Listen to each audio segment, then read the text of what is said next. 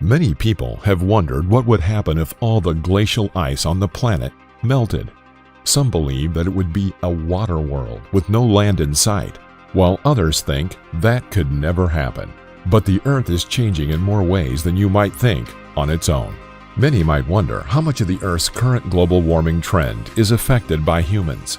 Regardless of who is to blame, whether the planet is just going through a natural phase in its evolution, or if we are responsible, the evidence shows that the planet is getting warmer and warmer every year. But just how much of the planet could end up covered in water if all the glacial ice melted? Well, it turns out that all the ice melting would just be the beginning of our problems, as many more catastrophic things would happen. You all probably know by now that about 71% of the Earth's surface is already covered in water. But it wasn't always this way. Between 2.4 and 2.1 billion years ago, the planet's water was frozen in an ice age called the Huronian glaciation. The early stages of this ice age was severe, and the entire Earth was frozen over like a giant snowball. This was likely triggered by a 250 million year lull in volcanic activity. Less carbon dioxide in the air meant a reduced greenhouse effect, resulting in a much colder climate. The interesting thing is that during the 200 million years of the Cryogenian period, the Earth was plunged into the deepest cold that it had ever experienced. And it is theorized that the emergence of complex life may have caused this. The theory is that this glaciation was triggered by the evolution of large cells and possibly multicellular organisms. These organisms would have sunk to the seabed floor after perishing, sucking all the CO2 out of the atmosphere, further weakening the greenhouse effect, which lowered global temperatures even more. Yes, even in theory, life forms can cause a global ice age.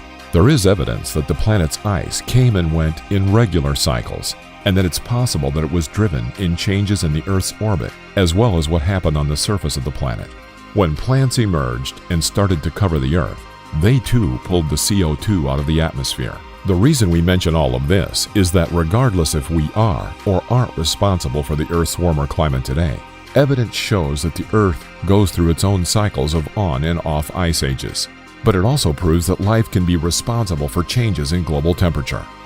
The Arctic isn't the same as it was today as it was, say, 100 years ago. Temperatures there have been rising at twice the normal rate, which has been sparking some very alarming changes, unlike anything seen in recorded history.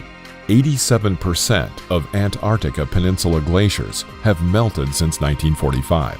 Now the region's sea ice is declining by 13% each decade. Scientific predictions that foresaw an ice-free Arctic Ocean during the summer between 2040 and 2050 may come to pass even sooner than we thought. The reason is that satellite estimates for sea ice thickness were overestimated by 25% due to the saline properties of the snow cover on top of the ice, which affected the accuracy of the readings. With that in mind, we can expect the ice to melt much sooner, and that's a scary thing. The oceans are also soaking up more heat. If the oceans become too hot, they will be unable to support marine wildlife because of the decline in oxygen. If all the glacial ice from the poles and the mountaintops melted right at this moment, ocean and sea levels would rise by more than 215 feet. There would be new shorelines, and many places on Earth would go underwater. A lot of people will think, well, that's no big deal. Just get everyone to move to higher ground. Sounds like a simple solution. However, aside from the fact that billions of people would be displaced, there would be more to worry about now that all the Arctic ice has melted. What is not commonly known is that the Earth's poles not only get less direct sunlight than lower latitudes, but the sea ice is white and therefore reflects most of the sunlight that hits back out into space. That reflectivity, called albedo, keeps the poles cold and limits the heat absorption from the sun. That sea ice also influences the ocean's currents, which have a big effect on our weather. The reason is that oceans and air act like heat engines, which move heat to the poles in a constant quest for balance. Ocean currents move this warmer water along what you would call a global conveyor belt in a process known as thermohaline circulation.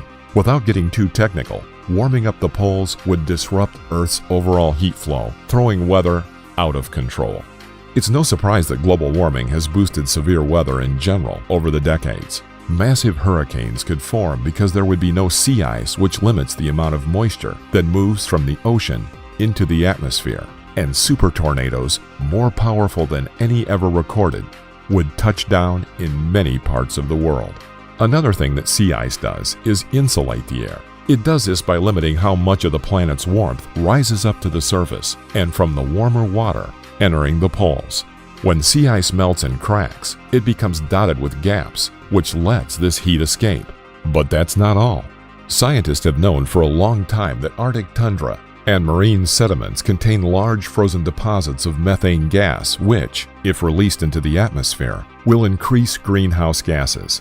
So, as the Arctic sea ice melts, this source of methane will increase. Think runaway greenhouse effect, which likely helped destroy the atmosphere on Mars, along with the solar winds that strip the planet of its atmosphere. All native forms of wildlife, including polar bears and Arctic seals, which use the sea ice for everything from giving birth to using it as cover to catch their prey. Walruses also use the sea ice as a place to gather. With the sea ice gone, it would force them to overcrowd beaches, and they would have to swim farther to find food. Ice-free waters also absorb more CO2, which makes the ocean more acidic, reducing its carrying capacity for calcium carbonate that shellfish and corals need to build their shells and skeletons. The 9 million people who live in the Arctic would now have to contend with coastal erosion, thawing permafrost, warmer temperatures, and changes in the animal and plant species that some traditional lifestyles depend upon. But that's not all. During this time, there could be massive earthquakes if the ice melted fast enough. One of the more uncommonly known things is that all that ice has some serious weight and suppression to it, and it has been holding down the Earth. And global warming has already bled the frigid continent of about 2.7 trillion tons of ice, with over half of those losses occurring in the last 5 years.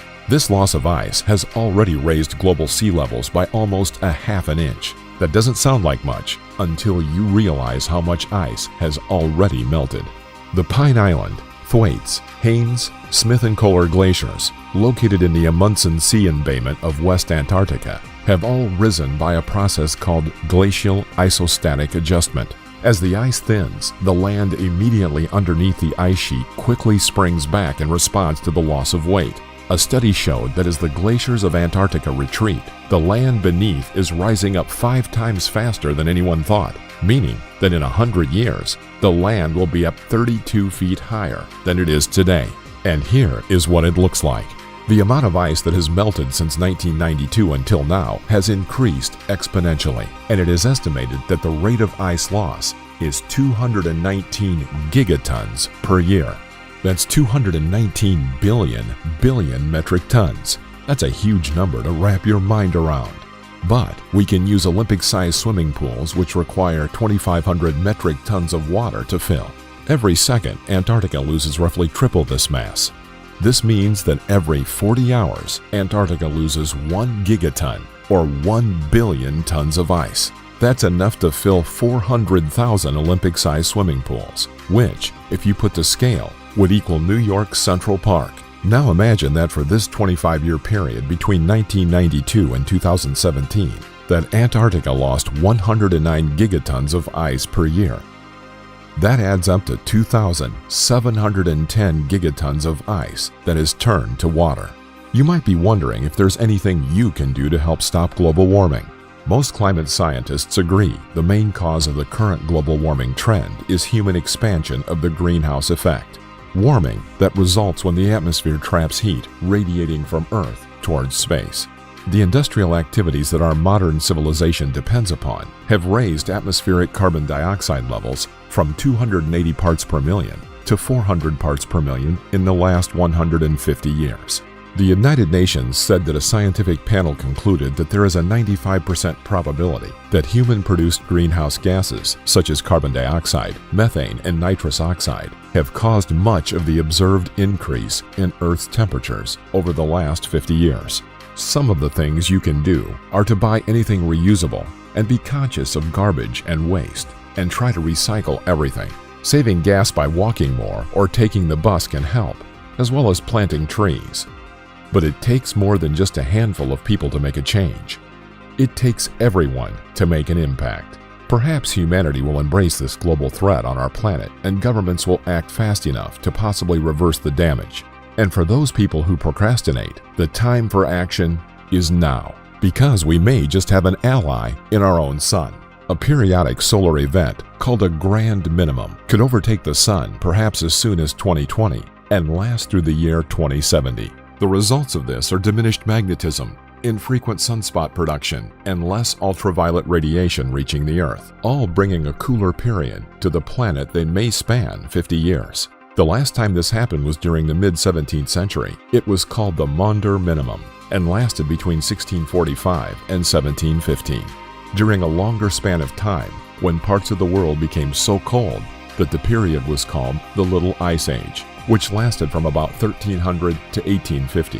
However, scientists have said we are unlikely to see the return of the extreme cold from centuries ago. But in the case of global warming, all of mankind should take advantage of any help we can get. It was Lyndon B. Johnson, the 36th President of the United States, who was quoted as saying, "If future generations are to remember us with gratitude rather than contempt, we must leave them a glimpse of the world as it was in the beginning." We hope you enjoyed the video. Do you have any idea on how we could stop global warming? Let us know in the comments. If you enjoyed watching this video, then make sure to like, subscribe, and turn on notifications so you'll be the first to know when a new episode arrives. Thank you for watching.